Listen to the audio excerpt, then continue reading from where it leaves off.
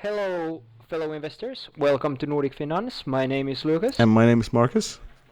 and today we're going to do something a little bit different. We're going to review a book. And what better book to start with than The Richest Man in Babylon? Yeah, quite the classic. What I personally really like about this book, before we jump into its main points and so on, is the simplicity of it. It's a good solid foundation that almost anyone can implement. In today's world where everything is there's so much information, it really takes you down to like the fundamental blocks what you're going to need to start saving up money and start to investing money.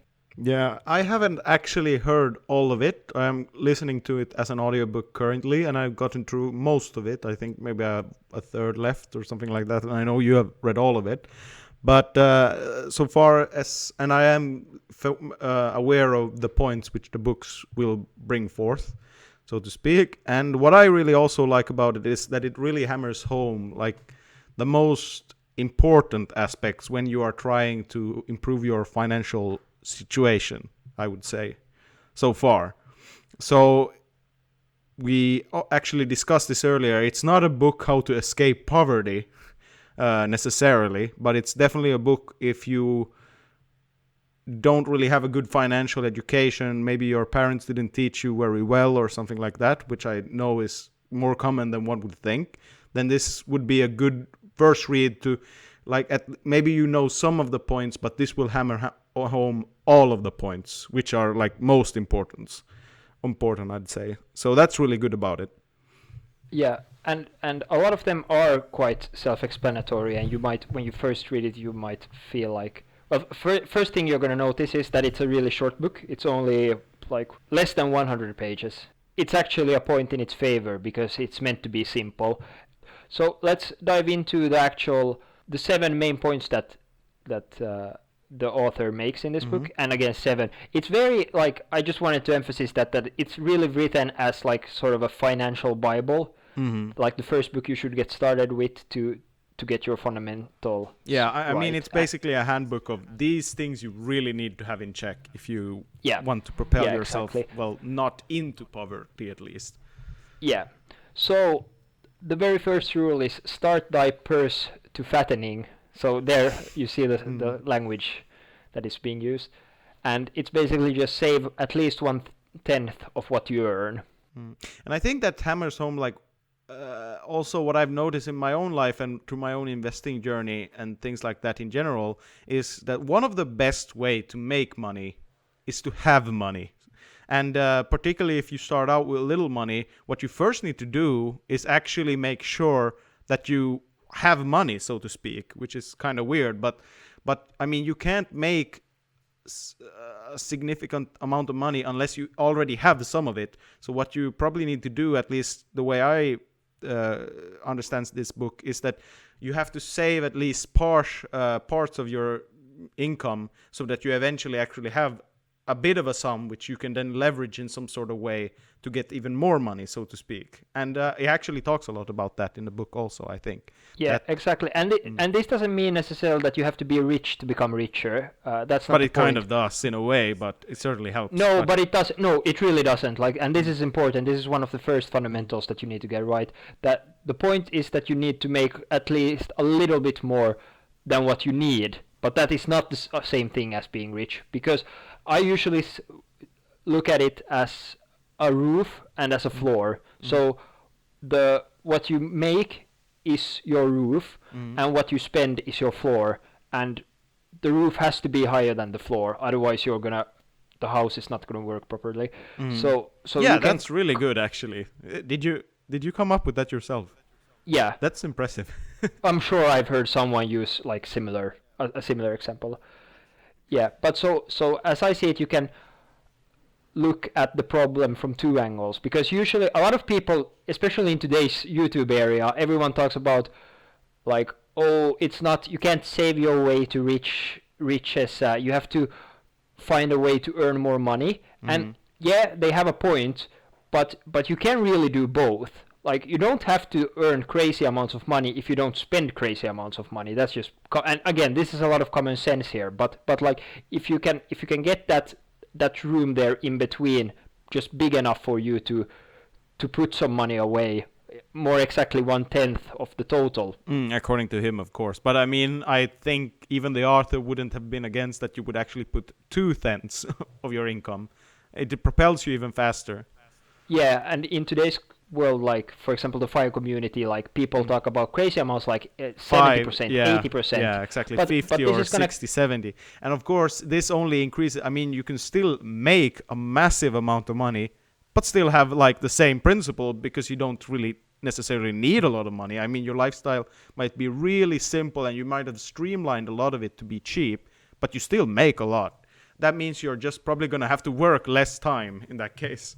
Yeah, yeah. For example, Jeff Bezos, it's probably not going to be too difficult for him to put away 999th 1,000 of what he makes because he makes so damn much. So it depends on what the roof is and what the floor is. Yeah. Okay, so that's the first part. Then and we've already talked about the second part, which is controlled by expenditure. So this is then going to be the floor.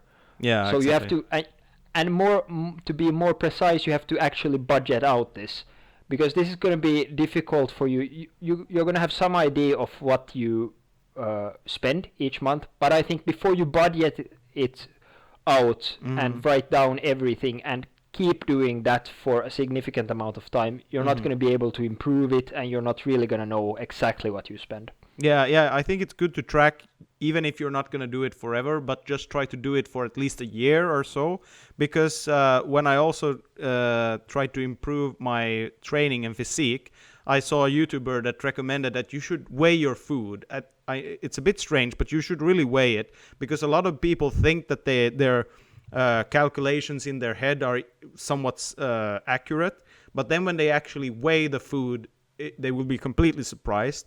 But once they have weighed the food enough amount of time, say a few months or so, they will actually get pretty good at gauging how much food is on the plate just by looking at it, because they have weighed it so long. I would say like this, the same principle carries over into this, that you should track your finances enough to kind of at least gauge on your own where you're at. Like maybe it will throw by 100 euros or so, but even that is so much better than you having no control over your expenditures.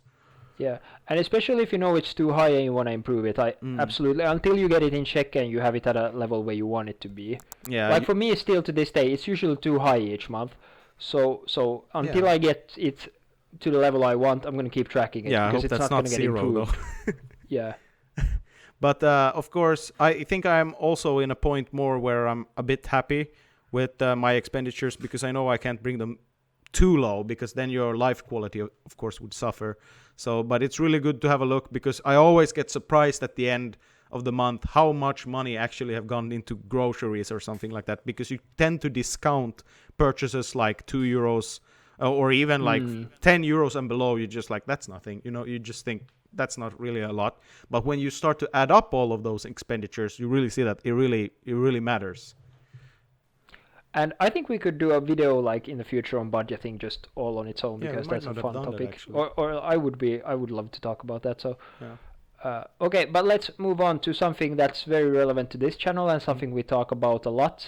This is the majority of the topics we've talked about so far, which is of course make thy gold multiply, and this is the most exciting part of this book, I think.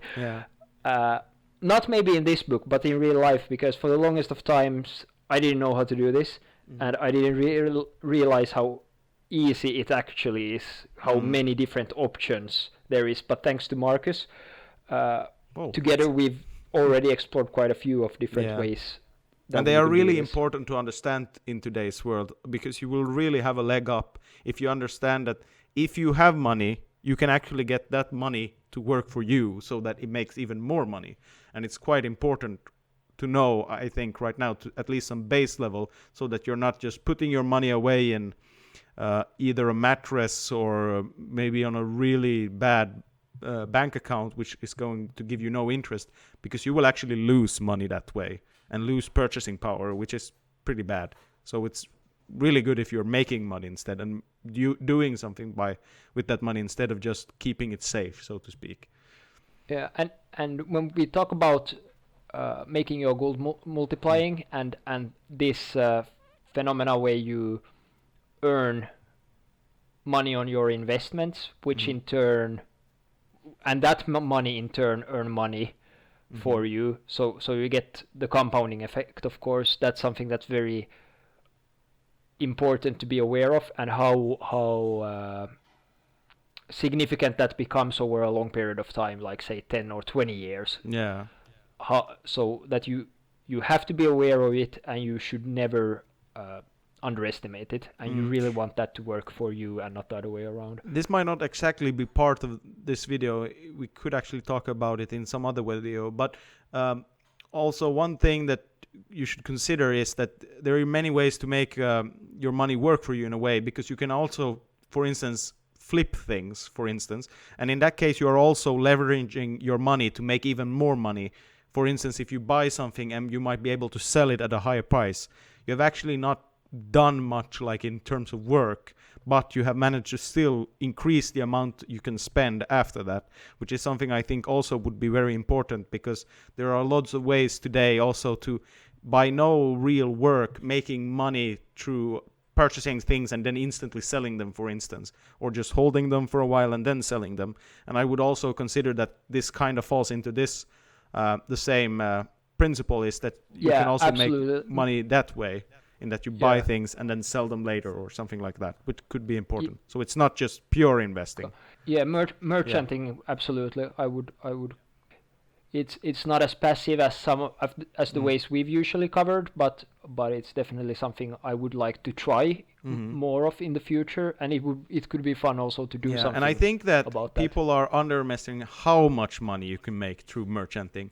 It's actually, I think, quite significant amounts, probably a bit more than investing, actually, for people that don't invest a lot, so to speak, that don't have the financial means to invest a lot. Yeah, I think the percentages are a lot higher. Yeah, actually, I kind of know that because I've kind of done it a little bit already. So that was what I wanted to shoehorn in this thing, that this is also a way to make money, even though it's a little bit more active, but it's so it's still so little work that I would almost consider it. All you need is actually a bit of money to make even more money from that initial money. And maybe a little bit of know-how. Yeah, definitely know-how, but still you're not working, so to speak. All right, so let's move on then to the fourth principle covered in this book.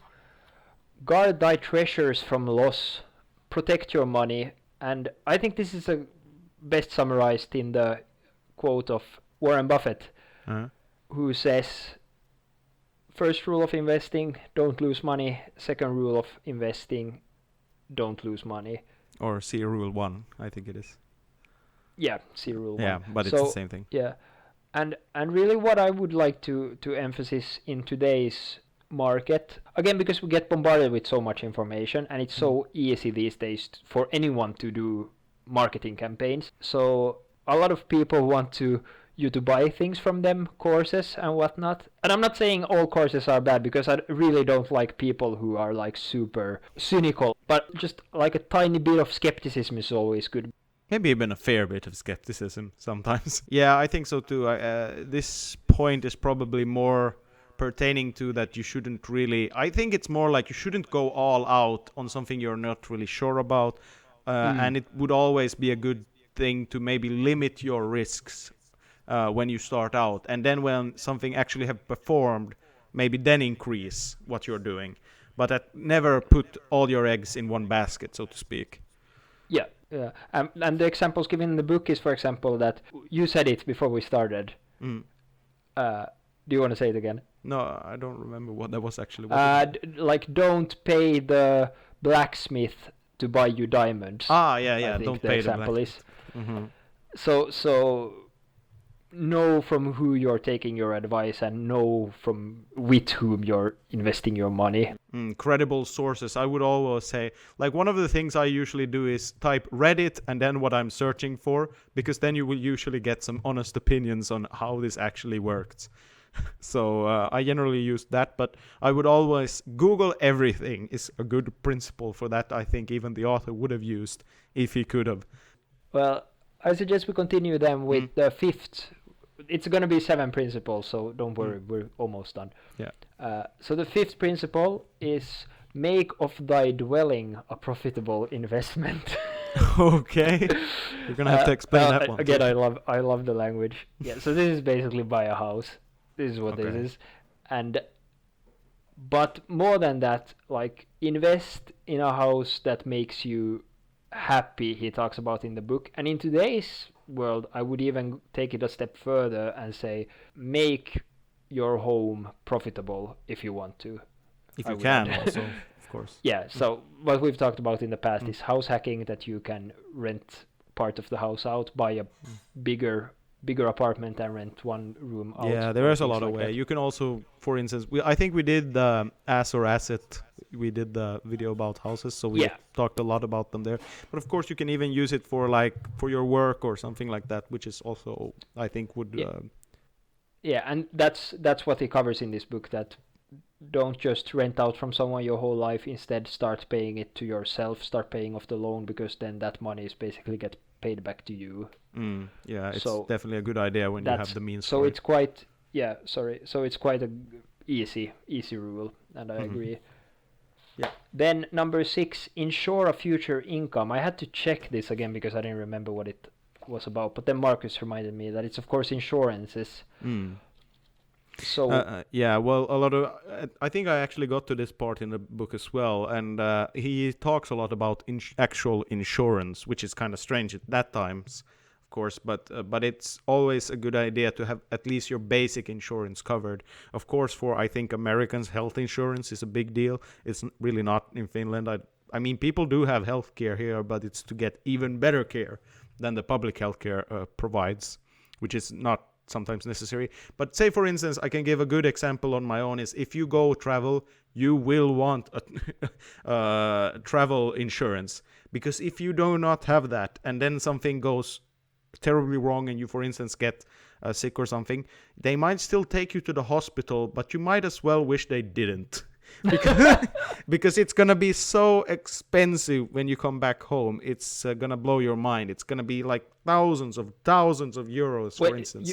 Did this happen to you, or no, it didn't? But I've checked it. My dad always hammered home when we went on travels somewhere. He always said, "Make sure you got your damn travel insurance in check." And then actually one time when we were in Germany, we actually did end up missing a flight, for instance.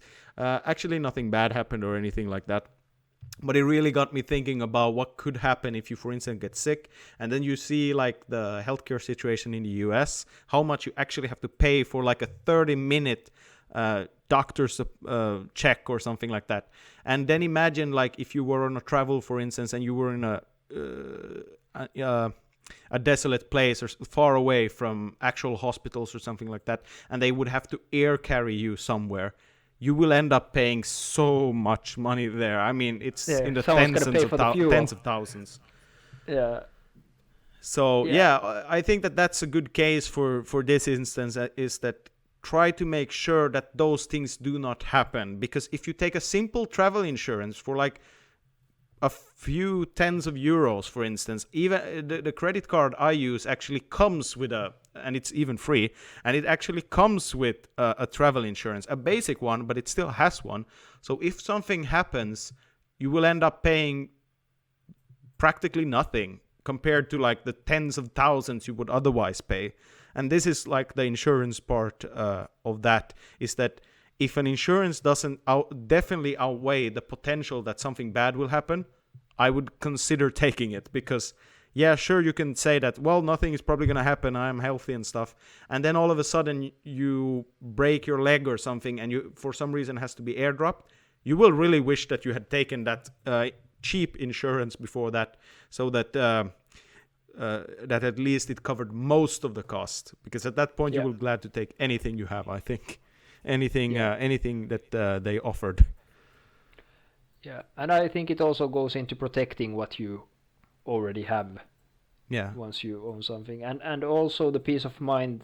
For example, when you get a life insurance, that even if something happens to you, it's not like your spouse will have to make do for the both of you with just one job. Yeah, or be in financial ruin basically after you died, Yeah, because if you lose one whole income forever, that's pretty bad. yeah. So yeah. Okay, so onward to the final point, the seventh point, which is increase thy ability to earn. And this one I thought was very interesting. This is, of course, investing yourself. We've heard this Mm. a million times if you're on YouTube these days. Mm. But I was interested to see that this was the last point when in today's, or like at least for me, that's like that would go on the top of the list almost.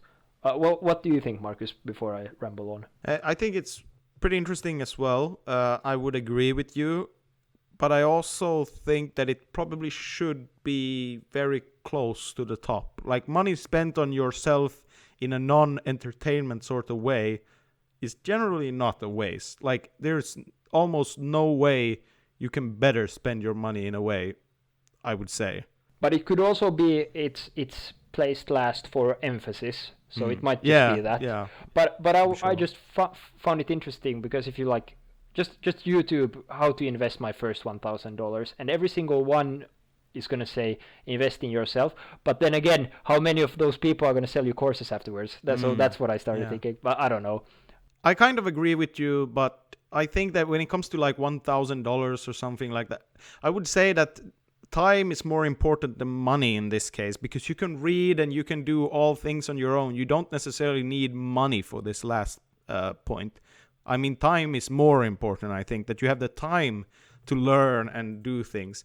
Actually, if you do have like real money, of course, you can spearhead your knowledge into something by pumping money into it, into your learning. And a lot of the times it might be a good idea because you might learn a skill that then takes you way further than you could ever have gone without pumping money into that. For instance, for a lot of cases where university is not free, of course you have to pay a lot to actually get that college degree, but you will lift benefits from that college degree the rest of your life if you get a good job. So, and a lot of money instead of working something which didn't require a college degree. But again, I think that might be a little bit overstated depending on how much money you have, because a lot of things you can actually learn through just time and not actually money. I think that's a really good point what you said about investing time instead of money there, or maybe invest less money and more time if you don't have as much money yet. Because Mm. that's the rule I've tried to follow myself. Because I don't know I don't know if it's Brian Tracy or who it is that came up with this rule or who I heard it from the first time. I think it's probably Brian Tracy, but that you should Mm. invest a specific amount of what you make each month into yourself. Well, since I don't make that much, then Mm. I started thinking instead that okay, if I have 16 awake hours a day and I want to invest 5 to 10% in myself, I that means I should read 1 to 2 hours Mm-hmm. a day or like watch something that's educational. Mm-hmm. So that's like the approach I've tried to take to that And I think since I that's don't have way the more big. sense making for like persons in our situation, which is also most people. I mean, it's such a different matter if you're already rich. Then I would actually say that money is better to spend than time, because you probably have more money than you have time at that point. But what we do is we have way more time than we actually have money. So I don't know. People shouldn't be so caught up with the rule that you should put a certain amount of money into yourself, because I definitely don't think that's true all of the time. I think it's a lot of, like you said, that a lot of gurus try to sell their courses, and that's why they say, no, actually spend money, because in these days, I think you really have to think about what are you actually spending your money on. If you're spending money on gurus or something like that, you really have to get something out of it in that case. I want to say that I agree with Marcus, but at least this is definitely something you can test out, I would say, and try out and see Mm. if you feel like it has an impact on you. And Mm. you don't necessarily have to even to spend money to Yeah, increase your that's the ability to main thing earn. I'm trying to say, is Mm. that you don't necessarily have to spend money, but you always have to spend something, either money or time or Yeah, something else. yeah. So that's a really good point. Mm. But so these are the 7 main points, or this is going to be the 7 principles you find on the backside of the book. It drives these home with a lot of short stories, a little bit like fables in children's Mm. books. And it has like some other small things, but it's really like these are the essential things. And again, self-evident, you might say, but that's, I would argue, that's the beauty of it, because it really hammers down that you have how important these things are. yeah, and it's a habit. You have to build a habit of always doing this day after day, month after month, year after year, possibly decade after decade. Let's Which be is honest. quite daunting for people in our age, for instance. That's majority but of I our think lifetime. and but that's why I think it's such a good foundation, because then you get your mindset right, and then anything that's better than this, you're positively surprised. I would absolutely recommend you to read this book. It's such a quick read, so I recommend it. And And a lot of I would. good points Do you think also. we should rate the books?